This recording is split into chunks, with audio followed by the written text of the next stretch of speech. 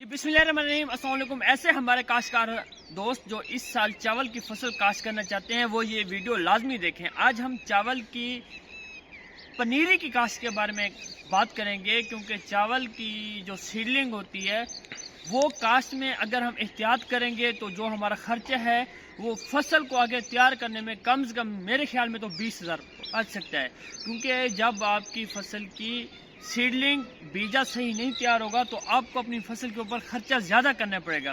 तो अब आपको सीडलिंग तैयार करने के बारे में आपको बताना चाहूँगा, क्योंकि हाइब्रिड मुंजी इस वक्त दोस्त उसकी सीडलिंग वो काश्त कर रहे हैं कि हमें क्या एहतियात करनी है।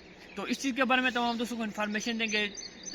अभी तक जिन दोस्तों ने हमारे पेज को फॉलो किया तो फॉलो लाजमी कर लें ताकि नेक्स्ट आने वाली इन्फॉर्मेटिव वीडियो आपको मिलती रहे। हाइब्रिड मुंजी की इस वक्त जो है वो दोस्त सीडलिंग काश्त कर रहे हैं, उसके लिए सबसे पहली होती है ज़मीन की तैयारी। अगर हम ज़मीन की तैयारी सही नहीं करेंगे तो ऐसे समझे हमारा 2 से 3 किलो बीज की जो जर्मिनेशन है वो कम होगी। अब पहली बात आती है हमें ज़मीन तैयार कैसी करनी चाहिए। पहली बात यह है कि अगर जो ज़मीन आपके पास पड़ी हुई है आप उसे पहले पानी दे दें। जब आप उसे पानी देंगे उसके बाद जो जड़ी बूटे हैं वो उग आएंगी।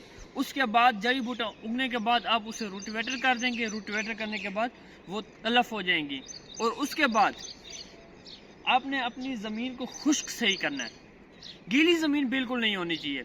ज़मीन जितनी खुश्क होगी आपकी जो बीज है चावल का उतना ज़्यादा अच्छा उसकी जर्मिनेशन होगी। क्योंकि चावल का बीज बहुत महंगा है, 2500 से 3000 पर केजी के लिहाज से, यानी 1 किलो आता है बीज। अगर आपका 2 किलो भी सीड कम हो यानी 1 एकड़ का तो 6000 रुपये 1 एकड़ का आपको ये लॉस हो जाएगा। अब आपने पहले ज़मीन को सही तरह खुश्क कर लेना है। ज़मीन खुश्क करने के बाद उसके बाद आपने जब काश्त करनी है पनीरी, आपने ये करना है कि ज़मीन को लेवल करना है। लेज़र के साथ लेवल कर लें, ये बहुत अच्छी बात है। अगर लेज़र लेवल नहीं होगा तो उससे क्या होगा कि जिस जगह पे आपका थोड़ा सा भी जगह गहरी होगी नीचे होगी वहाँ पे पानी ठहर जाएगा, वहाँ पे आपकी जर्मिनेशन नहीं होगी। 2 चीज़ें होंगी।